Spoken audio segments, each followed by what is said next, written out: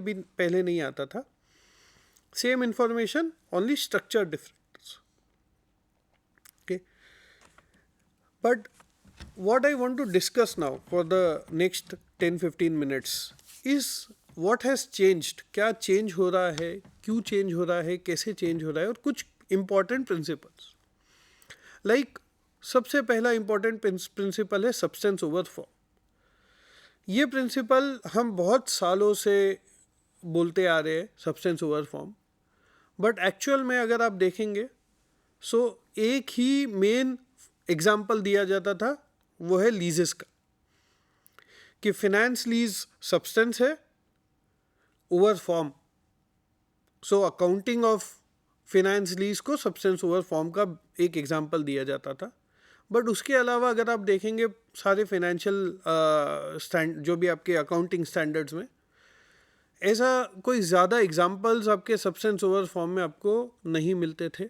But under end S आपको हर standard में कोई ना कोई एग्जाम्पल मिल जाएगा. नाउ लीजेस फॉर एग्जाम्पल, अगर मैं उसी का एग्जाम्पल आगे लेके चलूँ तो अब ये बोलते हैं अंडर IFRS 16 या इंड एस 116, इंड एस 116 के अंदर, कि जो सारे लीजेस है वो स्ट्रक्चर्ड फॉर्म में. आप लीज में इसीलिए एंटर कर रहे हैं क्योंकि आपके पास फंड्स नहीं है टू बाय एन असेट, और आप बोरोइंग बुक्स में दिखाना नहीं चाहते, इसीलिए आप लीजिंग कर लेते हैं असेट का. और इसीलिए सारे लीजेस एक लेजी के बुक में, अगर मैंने कोई असेट लीज पे लिया है, मेरे बुक्स में सारे लीजेस अब एक ही तरीके से अकाउंट होते हैं. अब वो ऑपरेटिंग लीज और फाइनेंस लीज का डिस्टिंक्शन हटा दिया गया है. एक ही तरीके से अकाउंट होते हैं, जहाँ पे हम एक तरफ ROU asset, right of use asset दिखाते, एक तरफ लीज लाइबिलिटीज दिखाते. ये purely to showcase substance of the transaction. Similarly मैं आपको एक और बड़ा एग्जांपल दूं, डेट और इक्विटी का. अभी हम ये नहीं देखते अंडर इंड एस कि ये प्रेफरेंस शेयर है या ये डिबेंचर है या ये फॉर्म क्या है इंस्ट्रूमेंट का. हम ये देखते हैं कि टर्म्स क्या है इंस्ट्रूमेंट के, और टर्म्स के बेसिस पे डिसाइड करते हैं कि वो इंस्ट्रूमेंट इक्विटी में जाएगा या लाइबिलिटी में जाएगा. सो अगर कोई इंस्ट्रूमेंट होल्डर आपके इक्विटी के एसोसिएटेड जो भी रिस्क एंड रिवॉर्ड्स है, वो सारे risk and rewards equally share करता है, इक्वली रिस्क लेता है, इक्वली रिवॉर्ड्स शेयर करता है, तो हम उसे इक्विटी बोलते हैं.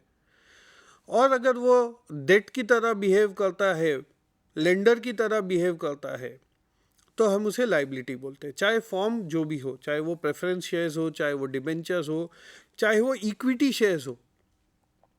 इक्विटी शेयर्स में भी कई कंपनी शेयर होल्डर अग्रीमेंट करती है.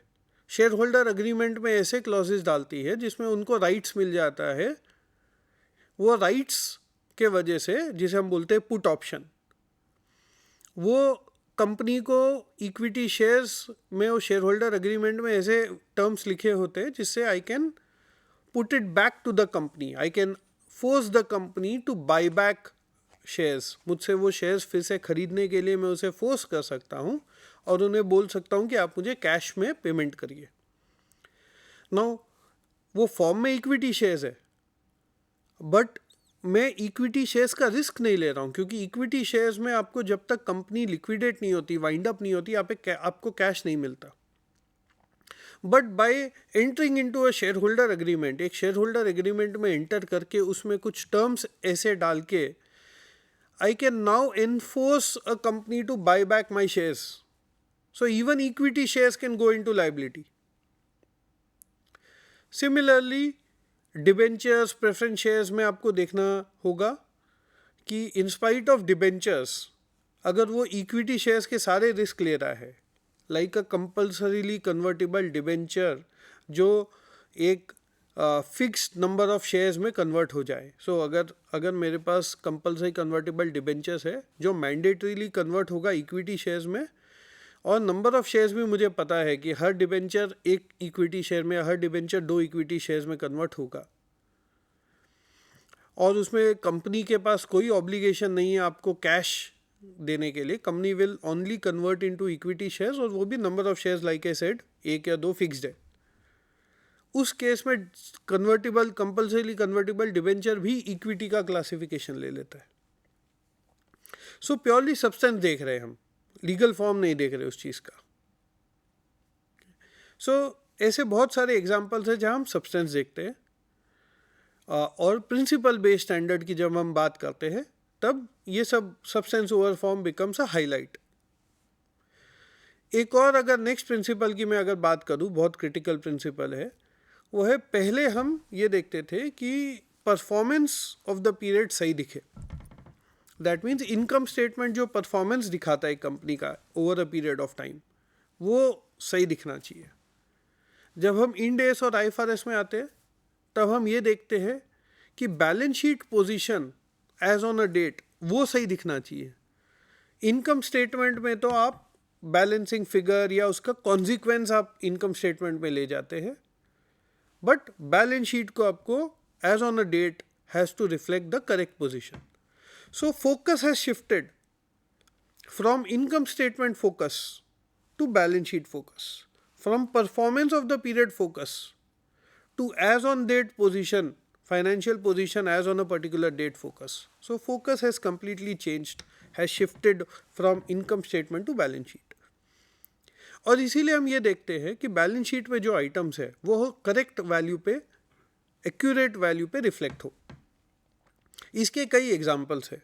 जैसे फाइनेंशियल इंस्ट्रूमेंट्स स्टैंडर्ड में आप जाएंगे, so most of the standard will talk about fair valuation. So आपको ये आइटम्स को फेयर वैल्यू पे दिखाना है. फेयर वैल्यू मीन्स वो वैल्यू जो आज आपको मिलेगा अगर आप इसे बेचने जाएंगे, तो एग्जिट वैल्यू. अगर आप ये इंस्ट्रूमेंट्स को या ये फिनेंशियल आइटम्स को अगर आप बेचेंगे तो आपको क्या वैल्यू मिलेगा. So we are talking about that value. So balance sheet date पे वो वैल्यू सही दिखना चाहिए. उसके ऊपर हम एक्सपेक्टेड क्रेडिट लॉस ECL लगा देते हैं. सो पहले हम चलते थे इनकर्ड लॉस मॉडल पे. That means performance for the period दिखाने के लिए आपने कितना लॉस इस पीरियड में इनकर किया है, हम वो दिखाते थे P&L में. अब हम बैलेंस शीट बेसिस पे जाते हैं तो हम ये भी दिखाना चाहते हैं कि कितना लॉस हम एक्सपेक्ट करते हैं इस पे इनकर होगा. So based on past experience, based on credit history, based on credit rating, based on various factors, जैसे हम बोलते हैं probability of default क्या है, exposure at default क्या है, loss given default क्या है, ऐसे कई चीज़ें लगा के हम expected credit loss decide करते हैं to arrive at correct balance sheet position, to arrive at correct balance sheet number for each of the financial instrument. Similarly, deferred taxes की अगर आप बात करें, डेफर्ड टैक्सेस पहले हम कैलकुलेट करते थे इनकम स्टेटमेंट से कि आपका प्रॉफिट कितना है, प्रॉफिट के ऊपर टैक्स कितना आना चाहिए. अब हम वही डेफर्ड टैक्स कैलकुलेट करते हैं बैलेंस शीट के हिसाब से. दैट मीन्स अगर बैलेंस शीट पे मेरे पास असेट्स और लाइबिलिटीज़ ये है तो इनके ऊपर मेरा टैक्स लाइबिलिटी और टैक्स असेट्स क्या होना चाहिए. So the focus has completely shifted from income statement to balance sheet. And lastly जब आप डिस्कस करते हैं ये सारी चीज़ें एक रीडर को समझ में कैसे आएंगी, एंड अगर हम फेयर वैल्यू यूज़ कर रहे हैं तो क्या फेयर वैल्यू सही है, हम कैसे रिलाई करें कि वो फेयर वैल्यू जो कंपनी बता रही है वही फेयर वैल्यू सही है. उसके लिए स्टैंडर्ड्स में कई सारे डिस्क्लोजर्स है, एंड डिस्क्लोजर पे बहुत कॉन्सेंट्रेट किया गया है. इनफैक्ट अगर पहले हम कोई बैलेंस शीट उठाए, आप एनुअल रिपोर्ट उठाइए किसी कंपनी की जो इंडियन गैप अप्लाई कर रहा है, उसकी बैलेंस शीट होगी 10 पेज, 15 पेज, 20 पेज की. और आप वही बैलेंस शीट उठाइए, एनुअल रिपोर्ट उठाइए किसी इंड एस कंपनी की, वो 20 पेज हो जाते 120 page, largely because of disclosure. So जब कोई कंपनी फेयर वैल्यू यूज़ कर रही है, सो उस कंपनी को ये भी डिस्क्लोज करना है कि वो फेयर वैल्यू कैसे कंप्यूट किया गया है, आप उस फेयर वैल्यू पे अराइव कैसे कर रहे हैं. वो फेयर वैल्यू कितना रिलायबल है उसके लिए लेवल्स दिए गए हैं, level 1 2 3। Level 1 is most reliable, level 3 is least reliable. उसके लिए और डिस्क्लोजर्स उस पर फिर आ जाते हैं। लेवल 3 जो लीस्ट रिलायबल है वो आपने कैसे कैलकुलेट किया, उसमें क्या अजम्पशंस लिए गए हैं, वो सारे डिस्क्लोजर्स आपको देने पड़ रहे हैं। सो डिस्क्लोजर्स इतने इतने दिए गए हैं इंड एस में कि as a investor when I read these balance sheets, when I read these financial statements, I am able to understand कि ये financial statements में हुआ क्या है, क्या नए transactions हुए हैं, क्या related party transactions हुए हैं, उसकी accounting कैसे की गई है। So disclosures will explain or will help you understand कि उस financial statements में हुआ क्या है, फेयर वैल्यू कैसे किए गए हैं, रिस्क क्या है, कई कई टाइप के कई प्रकार के रिस्क कवर किए गए हैं कि कंपनी को क्रेडिट रिस्क क्या है, कंपनी को फॉरेन करेंसी रिस्क क्या है, कंपनी को लिक्विडिटी रिस्क क्या है। आज क्या पॉसिबिलिटी है कि कंपनी को उन liabilities will not, the timing of liabilities will not match the timing of assets. Asset से जो रिकवरी होगी वो कौन से महीने में होगी और लाइबिलिटीज़ आपके कौन से महीने में पेएबल है, that is your liquidity risk. Interest rate risk कि अगर इंटरेस्ट रेट बढ़ जाएगा तो कंपनी का प्रॉफिट कितना चेंज होगा, कंपनी के कैश फ्लोज कितने चेंज होंगे। सो ये सारे रिस्क कवर किए गए हैं। कंपनी अपने कैपिटल कैसे मैनेज करती है, कैपिटल मैनेजमेंट नोट्स आ गए हैं। कंपनी ने बैलेंस शीट बनाने के लिए क्या सिग्निफिकेंट जजमेंट्स यूज़ किए हैं, क्या सिग्निफिकेंट एस्टिमेट्स यूज़ किए हैं। सो वो डिस्क्लोजर्स आ गए हैं। बेसिकली इतनी सारी चीज़ें चेंज हो गई है। अभी इसके बाद जो नेक्स्ट प्रोजेक्ट चल रहा है वो ये चल रहा है कि अब हम इस डिस्क्लोजर को किस तरह अलाइन करें, किस तरह रेलेवेंट डिस्क्लोजर्स ही दे। इसको इस तरह ना भर दिया जाए कि एक रीडर कंफ्यूज हो जाए कि मैं ये पेज पढ़ूँ या वो पेज पढ़ूँ। सो वो भी एक प्रोजेक्ट चल रहा है। अगर आप इंटरनेशनल कंपनीज के एनुअल रिपोर्ट देखेंगे, सो अभी उसमें एक और चेंज आ गया है। अभी आप करंट इंडियन कंपनीज की एनुअल रिपोर्ट देखते हैं तो उसके सेक्शंस बने हुए हैं। पहले आप देखेंगे जो मेन फिनेंशियल स्टेटमेंट्स है like balance sheet, PNL, statement of changes in equity, cash flow, ये सब आ जाते हैं। फिर आप देखते हैं अकाउंटिंग पॉलिसीज आ जाती है एज अ सेकेंड सेक्शन, और थर्ड सेक्शन आप देखते हैं नोट्स आ जाता है। सो 3 सेक्शन बने हुए हैं। अगर आप इंटरनेशनल कंपनीज की बैलेंस शीट उठा के देखेंगे सो आपको उसमें दो ही सेक्शन दिखेगा। एक आपका main financials, balance sheet, PNL, आपके cash flow and statement of changes in equity, और दूसरा सेक्शन आपको नोट्स और अकाउंटिंग पॉलिसी साथ में मर्ज किया हुआ दिखेगा। दैट मीन्स अगर मुझे एक आइटम समझना है property plant and equipment, so property plant and equipment का पॉलिसी और नोट्स आपको साथ में मिलेंगे ताकि वहीं पे आप पॉलिसी पढ़ सके और वहीं पे आप नोट्स देख सके। सो आपको सारी चीज़ें एक ही साथ में समझ में आ जाए। आपको 3 अलग अलग सेक्शन में नहीं जाना पड़े कि यहाँ पे पहले आपने नंबर देख लिया, फिर आपने उसकी अकाउंटिंग समझ ली और फिर आपने उसका ब्रेकअप समझ लिया। 3 जगह जाने के जगह आपको बस 2 ही जगह जाना है। एक जगह नंबर देख लिया, एक जगह पे ही आपको पॉलिसी और उसके डिटेल्स मिल जाएंगे। सो आपको सारी चीज़ें एक जगह पे समझ में आ जाएगी। Essence of the discussion today is, it is critical now for all professionals, companies, investors, everyone to upskill themselves. आपको ज़्यादा upskill करना है, आपको चीज़ें सीखनी है।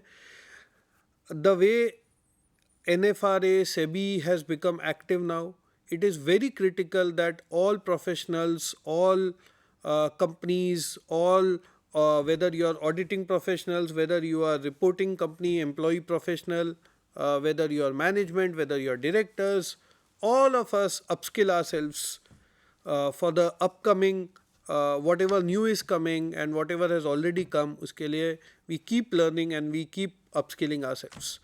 Thank you so much for your time. Enjoyed myself. Thank you so much. Namaste.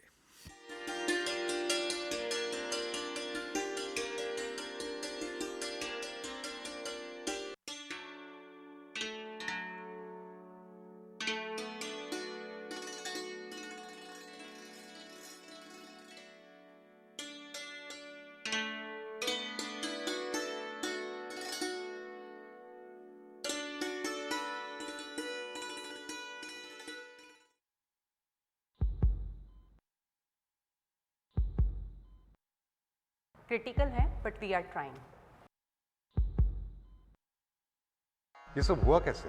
एक phone आया था राजेश के पास। उसने कहा कि उनकी 1 करोड़ की लॉटरी निकली है और उसके लिए उसने बैंक डिटेल्स मांगी। राजेश ने सारी डिटेल्स दे दी। 1 घंटे के अंदर ही उनके बैंक अकाउंट से सारा पैसा साफ हो गया और वो यहाँ आ गए।